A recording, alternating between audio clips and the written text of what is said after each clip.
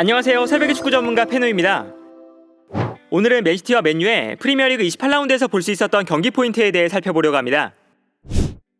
먼저 두 팀의 선발 라인업을 살펴보면 두 팀은 부상으로 나오지 못하는 선수들이 있었습니다.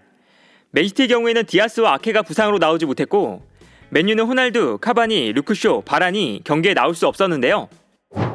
맨시티는 수비라인에 디아스가 없었기 때문에 라포르테와 스톤스가 수비라인을 형성했고 평소처럼 4-3-3 전형을 만들었습니다. 반면에 맨유는 루크쇼와 바란이 나오지 못하는 자리에 왼쪽에는 텔레스, 중앙 수비라인에는 린델로프와 메가이어가 수비라인을 형성했고, 공격 라인에는 호날두가 나오지 못할 때 레시포드가 나올 것으로 예상되었지만 레시포드가 아니라 엘랑가가 선발로 나왔습니다. 그리고 여기서 재미있었던 것은 최전방 공격수가 마땅히 없는 상황에서 맨유는 포그바와 브루노 페르난데스를 가장 앞선에 배치했고, 마치 두 명의 미드필더를 최전방에 배치해서 두 명의 제로톱을 기용하는 4-4-2 전형을 만들었다는 것입니다. 이때 맨유는 브루노 페르난데스와 포그바의 투톱을 활용한 공격 작업이 인상 깊었는데요. 먼저 두 선수는 맨유가 공격을 전개할 때 전방에 머무르지 않고 볼을 받으러 살짝 내려와줬는데, 여기서 맨시티의 중앙 수비수들이 두 선수를 따라 내려가면 좌우 측면에서 엘랑가와 산초가 전방으로 빠르게 침투해 들어가는 모습을 보여줬습니다. 두 명의 제로톱을 활용한 공격 방식이었는데요. 아무래도 맨시티가 수비라인을 높게 끌어올리고 경기하기 때문에 엘랑가와 산초의 스피드를 활용해서 수비 뒷공간을 노리고, 브루노 페르난데스와 포그바의 정확한 패스로 날카로운 역습을 전개하기 위한 전략이었습니다. 경기를 봐도 이러한 특징을 확인할 수 있습니다. 이 장면을 보면 브루노 페르난데스가 살짝 내려와서 플레이하는데, 이때 산초가 전방으로 침투해 들어가고 브루노 페르난데스가 산초에게 패스를 보내주는 장면을 볼 수 있습니다. 맨유의 득점 장면을 봐도 포그바가 볼을 잡을 때 산초가 전방으로 빠르게 침투해 들어가는 것을 볼 수 있는데요. 이때 포그바의 날카로운 패스가 나오면서 산초가 좋은 패스를 받을 수 있었고, 산초가 좋은 패스를 받은 이후에 득점을 만들어냈습니다. 맨유의 전략적인 움직임이 잘 먹혀 들어간 득점 장면이었는데요. 한편 맨시티는 공격을 전개할 때 칸셀로의 움직임을 적극적으로 활용하는 모습을 보여줬습니다. 맨시티는 오늘 경기에서 공격할 때는 칸셀로가 높게 올라가고 워커는 중앙으로 들어오면서 3백을 형성할 때가 많았는데요. 결과적으로 좌우 측면에는 칸셀로와 마레즈가 배치되는 모습을 보여줬습니다. 경기를 봐도 이러한 특징을 확인할 수 있습니다. 수비할 때 맨시티는 칸셀로와 워커가 좌우 측면에 배치되는 포백을 형성하고 있는데요. 그러나 공격을 전개할 때 보면 워커가 중앙으로 들어오면서 라포르테, 스톤스, 워커가 3백을 형성하고 칸셀로가 공격적으로 올라가 있는 것을 볼 수 있습니다. 그리고 이처럼 칸셀로가 공격적으로 올라갔을 때 볼 수 있는 특징은 왼쪽 지역에 선수들이 많이 배치되는 전형이 형성된다는 것입니다. 여기서 맨시티는 선수들이 많이 모여있는 왼쪽을 활용해서 공격을 전개하는데요.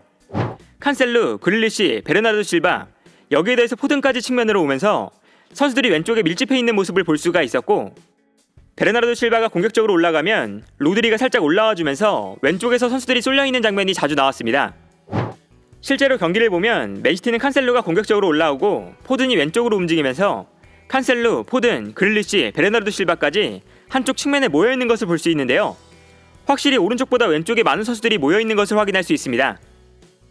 따라서 이번 경기에서 맨시티의 히트맵을 봐도 맨시티의 움직임이 왼쪽에 쏠려있는 것을 볼 수 있고, 선수들이 플레이한 위치를 봐도 경기장을 반으로 갈랐을 때 칸셀루, 그릴리시, 베르나르도 실바, 포든이 왼쪽에 밀집하면서 오른쪽에 있는 데브라이너와 마레즈보다 왼쪽에 선수들이 훨씬 더 많이 모여있다는 것을 알 수 있었습니다. 결과적으로 공격의 방향을 봐도 맨시티는 공격의 방향이 왼쪽으로 50%가 쏠리면서 집중적으로 왼쪽을 공략했는데요. 그러나 이렇게 맨시티가 왼쪽을 집중적으로 공략할 때 맨시티의 공격에 대응하는 맨유의 수비가 다소 아쉬웠습니다. 칸셀로가 측면으로 올라가고 로드리가 살짝 올라오면서 베르나르도 실바가 전진했을 때 맨유의 문제는 맥토미니가 베르나르도 실바를 따라가야 했지만 로드리를 마크하는 장면이 나타났고, 엘랑가는 칸셀로를 따라 내려가야 했지만 앞선으로 올라가서 라포르테를 압박하는 모습이 나왔다는 것입니다.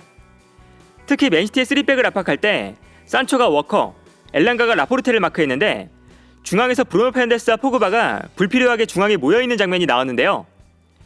결과적으로 맨유는 칸셀로와 베르나르도 실바를 놓치면서 칸셀루, 베르나르도 실바, 그릴리시, 이 3명의 선수가 완비사카를 상대로 수적인 우위를 점할 수 있었습니다.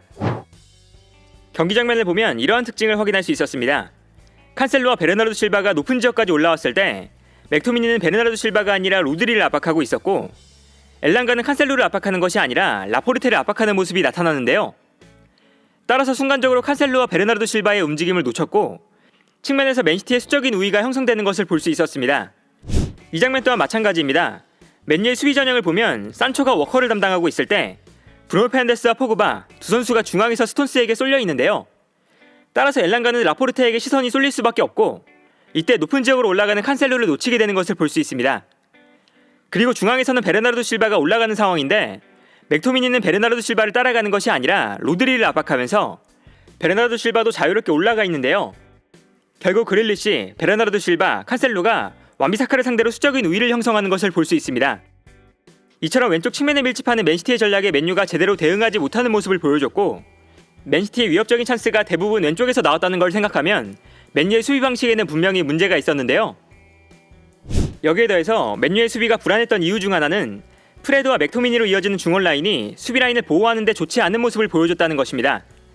특히 맨시티가 공격을 전개하는 과정에서 맨유의 수비가 뒤로 물러났을 때 맥토미니와 프레드가 수비 라인 앞으로 빠르게 움직여주지 못하면서 맨유의 수비 라인 앞에 공간이 발생했는데요. 이때 데브라이너나 베르나르도 실바 같은 선수들이 수비 라인 앞 공간에서 편하게 볼을 잡을 수 있었습니다. 맨시티의 득점 장면을 보면 이러한 문제점이 계속해서 나타납니다. 맨시티의 첫 번째 득점 장면을 보면 맥토미니와 프레드가 살짝 측면으로 쏠려있는 상황에서 데브라이너가 중앙으로 들어왔는데요. 이때 맨유는 텔레스가 데브라이너를 마크하거나 혹은 산초가 내려오거나 프레드가 중앙으로 움직이면서 데브라이너로 가는 볼을 차단했어야 하는데 이러한 움직임들이 제대로 이루어지지 않으면서 맨유의 수비 앞에는 너무나 큰 공간이 발생했습니다. 따라서 크로스가 올라왔을 때 데브라이너가 자유로운 상태에서 득점을 기록할 수 있었는데요. 이 장면 또한 마찬가지입니다. 포든이 슈팅을 하는 순간인데 이때 데브라이너가 세컨볼을 차지하기 위해서 앞으로 쇄도에 들어가고 있습니다. 그러나 맥토미니나 프레드가 수비 앞 공간으로 내려오지 않으면서 우드컨이 서 있는 모습을 볼 수가 있고 결과적으로 수비 앞에 공간이 너무나 크게 발생하면서 또다시 데브라이너를 너무 쉽게 놓치는 장면이 나타났는데요. 중원에서 프레드와 맥토미니의 불안한 수비력도 맨유가 오늘 경기에서 좋지 않았던 이유 중 하나였습니다. 이처럼 이번 경기는 맨유의 수비가 무너지면서 4대1로 맨시티가 큰 점수 차이로 승리했습니다. 맨유는 큰 점수 차이로 패배했다는 것도 문제였지만 경기 자체도 맨시티에게 크게 밀리는 모습을 보여줬다는 게 아쉬웠는데요. 경기 기록을 보면 점유율 자체도 맨시티가 거의 70%를 가져가면서 경기를 크게 주도했고 슈팅 숫자 자체도 맨시티는 24개, 맨유는 5개를 기록하면서 거의 5배 정도 차이가 났습니다. 그리고 맨시티가 앞서가는 상황에서도 맨유는 제대로 된 대응을 하지 못했는데요. 특히 스코어가 밀리는 상황이었지만 맨유는 맨시티를 제대로 압박하지 못하면서 후반전으로 갈수록 두 팀의 차이가 크게 벌어졌습니다. 후반전 기록을 보면 맨시티가 후반전 점유율을 거의 80%를 가져갔고 후반전에 맨시티가 슈팅을 14번 기록하는 동안 맨유는 단 한 차례도 슈팅을 시도하지 못했습니다. 경기를 지고 있는 상황에서도 맨유가 경기의 주도권을 완전히 잃어버렸다는 것은 맨유의 입장에서 보면 굴욕적인 결과였는데요. 이처럼 이번 경기는 큰 스코어 차이 그리고 경기력에 대한 차이를 봤을 때 현재 두 팀의 차이가 크다는 것을 알 수 있었던 경기가 아니었나 합니다. 오늘 영상은 여기까지고요. 시청해주셔서 감사합니다.